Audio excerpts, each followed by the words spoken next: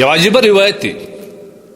نبی کریم صلی الله علیه وسلم فرمایي چې الله وایي پر ما باندې دا حق دی، دا پر ما باندې لازم دی چې دا 4 کسان به زه جنت ته نه داخلوم. استغفر الله. لږ لږ خپل اسلام مطالعه کوئ، لږ لږ خپل دین مطالعه کوئ. خیر دی دنیا ته دومره وخت مه ورکوئ. دا دنیا ډېره بېوفا ده. دا ستا دنیا کې خو تا ستړی کوي، هلاکوي دي، آخرت هم در بربادوي. لږ خپل د محبوب اقوالو ته غوږ نیسئ. کله کله څومره دردمن قول وي، دې قول کې کله کله زه سوچ وکړم په دغه روایت کې چې دا اوس زه وایم، دا مخکې ما یې ویل سړی ډېر ودردی چې الله جل جلاله څومره په قهر دی، پر خپل ځان باندې الله دا لازم کړی ده، دا یې پر ځان حق بللی ده چې دا پر ما باندې حق دی، دې 4 کسان ته به زه عذاب ورکوم او جنت ته به نه داخلوم. او دا زموږ په معاشره کې دا کسان اوس ډېر دي. څوک دي؟ کوم 4 کسان دي چې الله دا پر ځان باندې لازمه بللی ده، الله دا پر ځان باندې حق بللی ده چې دا کسان به زه جهنم ته اچوم او جنت ته به نه اچوم. یو په هغه کې مدمن الخمر، همیشه شراب څښي. اوس خو بیا موږ معاشرې دا حال ته راورسول، په اسلامي هېوادونو کې شرابخانې عام سوې، باقاعده سرټیفیکټ یې ورکړی د جوازونه یې ورکړي. په کوم ځای کې چې شراب بند وي هلته شراب د شرابو څخه علاوه په بل نامه باندې خرڅېږي. او دا عجیبه خبره ده. د الله د رسول قول هر قول موږ ته ښکاره کېږي. نبي علیه الصلاة والسلام فرمایي لیشربن ناس هرومرو، خامخا ضرور به زما د امت انسانان شراب، بعض انسانان به شراب څښي. او دا عجبه ده، د الله رسول وایي دې شرابو ته به د شرابو نه علاوه د بل شي نوم ورکوي، یا به د انرژي نوم ورکوي، یا به د بل شي. زه نه وایم چې انرجیانې حرام دي، نه، هر شی چې راواخلې د هغه باندې خپل مواد وګورې، حلت و حرمت یې درته معلومېږي. اوس خو الحمدلله خلک دغو نه پوه سو، نه بوتل ته موږ حرام وایي، نه انرجیانې ته موږ حرام وایي. خو کله کله داسې وي په داسې هېوادو کې چې د الله رسول صلی الله علیه وسلم پیشنګویي هم کړې ده چې د شراب د نامه نه علاوه په بل نامه باندې خرڅېږي، او بیا خلک په فخر او په افتخار باندې هغه شراب څښي. او ما درته وویل چې د شراب څومره سخت عذابونه دي، موږ په دې باندې بحث کړی.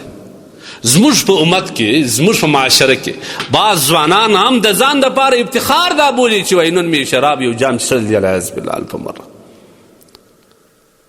اسلام څومره بد ورته ویلی دی او څومره بد انجام دی. د شراب په څښلو باندې په شریعت کې حد متعین شوی دی، دې سړي ته به حد ورکوي. لیکن زموږ په معاشره کې د شراب عام دی. دغه شرابي کس الله وایي زه جنت ته نه داخلوم. چا که څښلي د خدای دپاره توبه وباسي، توبه بیا الله قبلوي. انسان دی عاجزه دی، د هر انسان نه ګناه کېږي، خو که سړی نیکبخت هغه د خپلې ګناه ته متوجه سو، بیا د الله نه استغفار وغوښتی، دا نیکبخت انسان.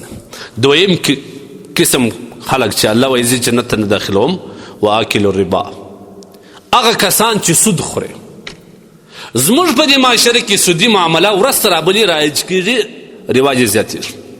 او دا بدبختي دا ده چې سود ته هم اوس موږ بل نه ورکو. که د بینک د لارې سود کوي، که د صرافۍ د لارې بعض کسان سود کوي، که د قرض د لارې سود کوي. چاته وایي چې څه پیسې په پور راکړه، یا دغسې نه در کوم، ما ته دا 1,00,000 روپۍ واخله، بیا به 10,000 کلدارې زیات بیا مارسه نور راکوي. دا سودي معاملې څومره زیات شوي دي، ډېر افسوس دی. زموږ انسانان دومره دنیا وراخیستې دي، دومره د دنیا محبت وراخیستې دي چې فقط د دې کار د دې سره چې ما ته 1,00,000 روپۍ زیاتې پیدا شي، که حلال یې که حرام یې. ما مخکې روایت درته ویلي چې د الله رسول صلی الله علیه وسلم وفرمایل زما په امت کې داسې انسانان راځي چې هغوی به فقط د سرمایې سره کاري، دا به نور معلومېږي چې من حلال یا من الحرام، چې دا زه اوس ګټم یا خورم یا په بچیانو خورم، دا حلال دي که حرام دي، دا دې نور معلوم. او دا واوري هغه کسان چې سود کوي د خدای په خاطر باندې د سودي معاملې سره وګرځېږي، دا ډېر سخت افسوس ده. یوه روپۍ د سود خوړل، دا دومره ګناه لري لکه سړی چې قصدن 3 دیشوارې زنا وکړي. او بل روایت کې دا هم راځي د الله رسول فرمایي 1 روپۍ د سود خوړل 80 ګناوې لري 80 ګناوې په هغه کې د ټولو ادنا ګناه دا رقم ده لکه سړی د خپلې مور سره زنا وکړي. نو زموږ په دې معاشره کې د خلک د سودي معاملې څه ولې نه راګرځي چې کله د بینک د لارې د ده پر جمع سوي پیسو باندې په لکاو سود راسي د ده غړي ورته مړه سي نو دا نه اوس ته څنګه د سرمایې باسي. حالانکې د الله بنده کتاب څه وایي خاص کر زموږ هغه کسان چې په خارج کې دي د هغوی پر جمع سوي روپو باندې چې د دې په اکاونټ کې پرتي پر هغه باندې د غیر مسلم مالکو د خوا پر هغه باندې کال سود راځي پر هغه باندې سودي رقم یې زیات شوی نو بیا د هغه هم استعمال دی. دا زموږ فقها وایي چې د خیرات نیت بلا نه کوي دغسې به یې چاته ورکوي لکه یو ستا پر دغه چې یو مرداري دی په لاس کې د هېڅ یو ځای وغورځو که د خیرات نیت پکې وکړي بیا خطرناک ده د صدقې نیت بلا نه پرکوي نه به دا وایي چې یو ښه ځای به مصرف کړم. او دریم هغه کس چې الله وایي دا پر ما لازمه ده چې زه دی جنت ته نه داخلوم د یتیم مال خوړل. نن خو موږ بدبختانه هغه اکاګان چې په کور کې یتیمان لري د هغوی یو پیسو ته اړولې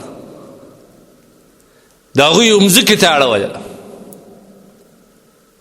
قرآن کې الله وایي کوم کسان چې د یتیم مال ناحقه خوري دا په خپلو نسو په خپلو خېټو کې جهنم اور اچي انما یاکلون فی بطونهم نارا.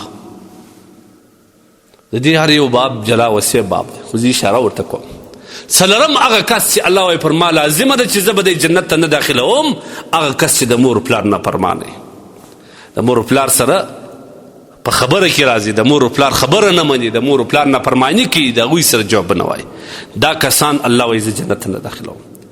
باید په ځان کې فکر وکړو که په موږ کې دا کار یې فورا توبه واسه او الله موږ ته داسې چانس راکړی دي داسې چانس راکړی چې هر څومره خطرناکه ګناه دې کړی چې یو وارې الله تعالی سونه پورته کړي او د پښیمانۍ و د ندامت اوښکې توی کړي او الله ته وژاړې او الله ته وایي چې خدای زه خو مجبور وم ناپوه انسان عاجز وم الله اوس صد رالی اوس پوه شوم خدای ته ما معاف کړي الله به دې معافوي بیا الله به دې معافوي. نو په پام کوئ الله تبارک وتعالی دې موږ د دې څلور کسان څخه وساتي.